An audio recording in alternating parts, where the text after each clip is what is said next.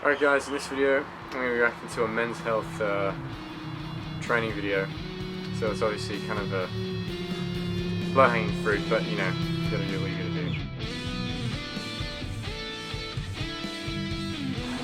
So I'm going to be reacting to Middleton. So obviously if you watch the SAS Days Winning show, you know him. Special Forces veteran shares his full body workout for true strength. Right, so let's check this out.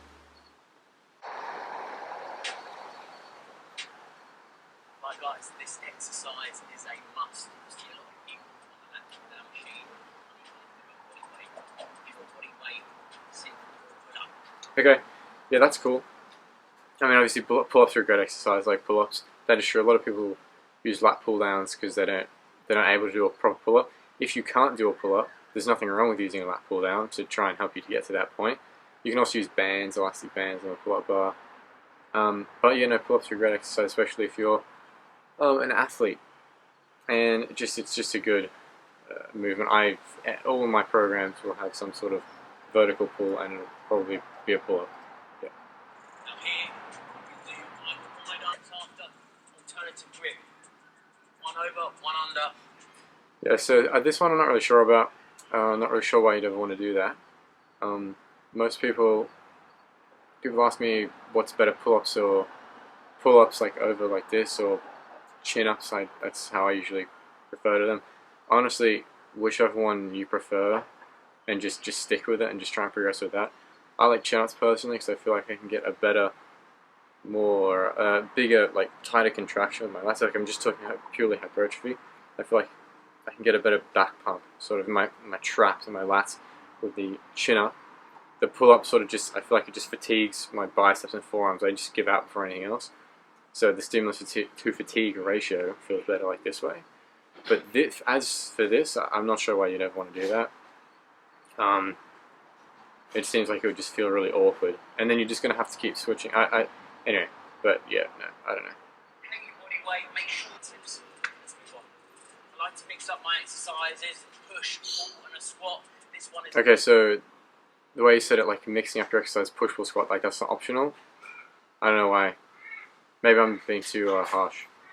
It's saying I like to mix up my exercise by doing push, pull, squatting. Yeah, like, anyway, whatever, that's not an optional thing. Push for the pecs. I like to make sure I individualize the pecs. It's always one more dominant than the other one. Yeah, so this whole thing of like, you have one side stronger than the other, so you should do like unilateral work. I mean, there could be some truth to that, but in reality, if you're training something like bench press with a barbell, you're training both sides. Like, you're always going to have one dominant side. You're never going to have perfect symmetry. So you're never going to have perfect symmetry between both sides, no matter what you do. Unilateral work is a lot of the time going to be beneficial, not just because, oh, well, this side's weaker, so I need to train this thing. Because you're going to be using the same weight in the dumbbells anyway. Unless you're doing like single arm, where you're using 30 kilos with one hand and then like 32, which you'd probably never want to do anyway. The reason why unilateral can be beneficial is because it just increases proprioception. So if you're an athlete, more stability required. Also, maybe with dumbbells you can get a bigger range of motion for hypertrophy, from a hypertrophy standpoint.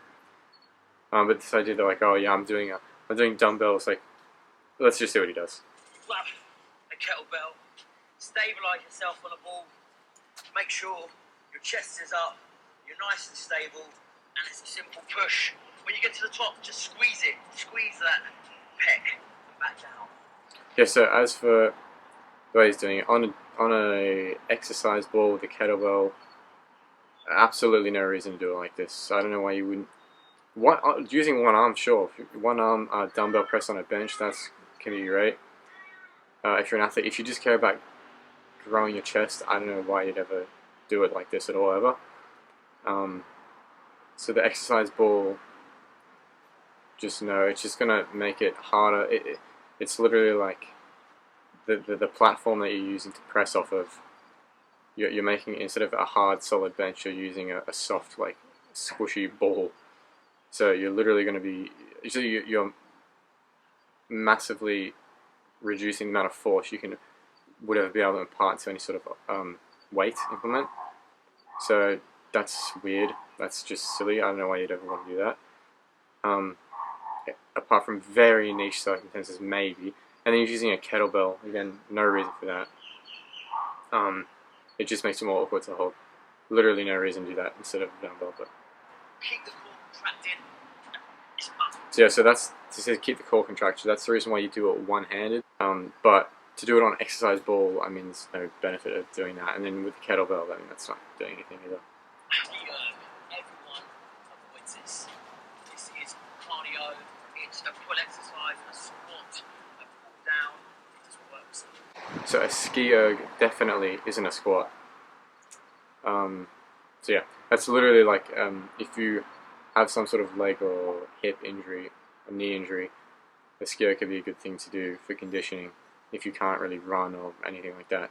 So it's definitely not a squat, but anyway. Core exercise also works the lungs. Hit this for a minute. Guarantee you, sick. Okay, so yeah, being sick during exercise isn't necessary. You don't need to be going to the gym and throwing up every time you're doing your conditioning, because you hear bodybuilders say like, yeah, I throw up when I go to the gym all the time. That's not necessarily a good thing. Don't think that you have to be doing that to get conditioned either.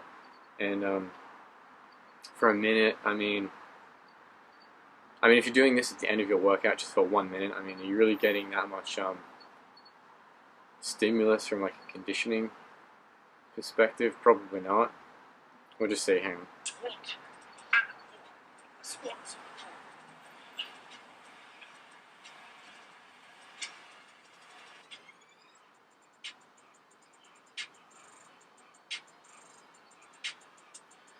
We've got bent over rows. What I love with kettlebells. Okay, so now he's going to row. So I'll just finish up with the ski erg thing. So the ski erg is great. Piece of equipment, great tool. But if this is actually like a workout, like he's suggesting, so he's saying do pull-ups, then the single arm dumbbell press or kettlebell press on a ball, and then the ski erg. So doing a couple 1 minute rounds in a ski erg, I wouldn't suggest doing that in the middle of your strength workout. I'd say separate your conditioning completely, which is what I do. Or yeah, from your strength training. Or yeah, no, probably. Yeah, and most of the time you'd want to separate your conditioning from your strength training completely. You get to that natural position and allows you to really pinch where you need to. If they're too heavy, you won't be able to hold it and pinch it. Make sure you don't go mad heavy. Go somewhere where you can hold it for a second and come back down. Up, pinch, feel it in your back. Pinch in the natural position. My wrist is natural, trying to keep the elbows in. Yeah, so he's doing it like he's giving like the classic bodybuilding advice, so like holding at the top, squeezing, and like, which is what I suggest as well. It's good advice, but like again so obviously if you're just trying to grow muscle, this can be good advice, but I don't know if he's actually doing it for real in this or he's just demonstrating, because this looks way too light. I'd actually say for if you're more advanced or you're like an athlete, you can probably get like a bench. So you get to do the dumbbell row where you put your hand, your knee on the bench and your hand, or just your hand, and like, because that allow you to go heavy. Like he's saying, don't go too heavy. Obviously, yeah, you shouldn't, but what's too heavy, right? It's kind of arbitrary, but I think sort of semi-cheat rows where you're using a bit of, like momentum from your legs or whatever, and you're really like pulling hard, really powerfully on the weight. That can actually be quite useful. But if you're trying to grow muscle, I'd say maybe not doing it like bent over. Bent over barbell rows can be great for your back, for back development. But I'd say if you're doing, because the way he's talking, it's sounding like he's doing it from like for like bodybuilding purposes, right? So for that, I say instead of doing it just bent over with 2 weights or 2 kettlebells, do it on like a bench with your knee or your hand on the bench supporting you.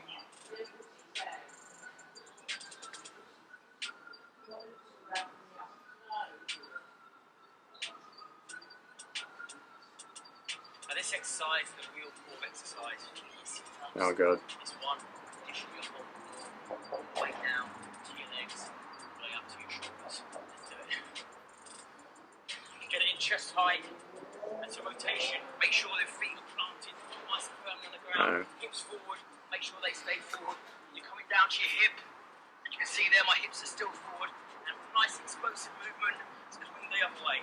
You're holding it, that core is constantly tense. Okay, so I already did a video about core training, sort of more in depth than I'll go on now. But this thing of like, yeah, like the swinging the barbell from side to side, like he's not actually rotating his core. Once you finish that step, make sure you change up. Like he's kind of just moving his arms around, and so the resistance in this particular exercise isn't really being put through your core. It's kind of like, this might be tiring from a conditioning point, but strengthening.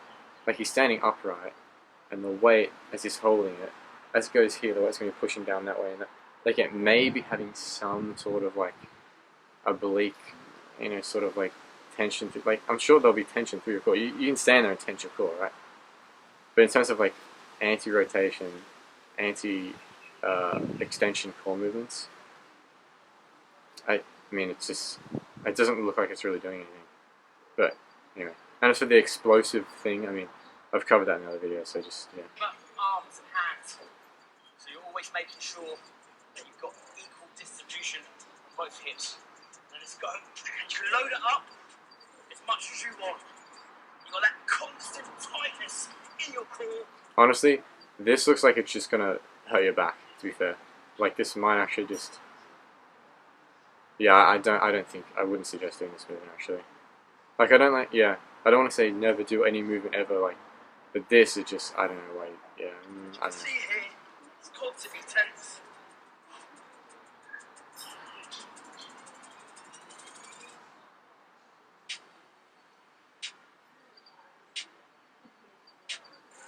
Okay, that was basically it. Okay.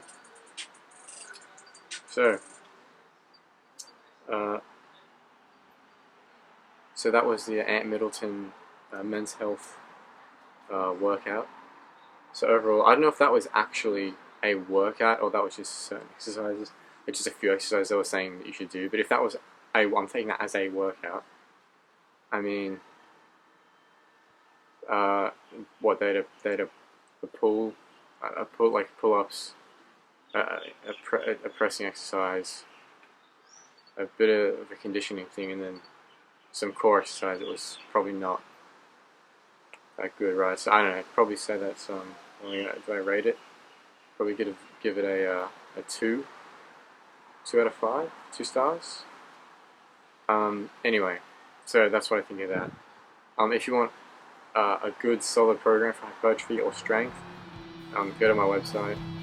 Link should be in the description.